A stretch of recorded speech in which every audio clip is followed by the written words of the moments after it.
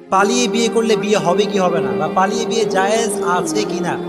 হানাফি মাযহাবের মত অনুযায়ী মেয়ে যদি অ্যাডাল্ট হয় এবং মেয়ের মাথায় যদি এই বুদ্ধি থাকে যে কে আমার জন্য ভালো কে আমার জন্য খারাপ, সে যদি পালিয়ে বিয়ে করে সেক্ষেত্রে তার বিয়েটা জায়েজ হবে, হারাম হবে না।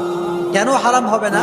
কারণ একটা অ্যাডাল্ট মেয়ে কোনটা নেগেটিভ কোনটা পজিটিভ, কোনটা তার জন্য ভালো কোনটা তার জন্য খারাপ, এটা তার ধারণা আছে না নাই? তবে এই ক্ষেত্রে অন্য ওলামাদের মধ্যে মতামত রয়েছে যে এই বিয়ে জায়েজই হবে না, কারণ এই বিয়েটা হয়েছে আব্বা আম্মার মত ছাড়া। কাদের মত ছাড়া? আব্বা আম্মার মত ছাড়া। এখানে ইখতিলাফের মূল ভিত্তিটা হচ্ছে আব্বা আম্মার মত নেওয়া এবং না নেওয়া।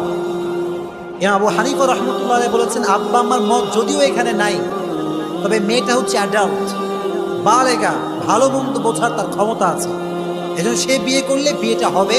তবে এটা উত্তম কোনো পদ্ধতি আসলে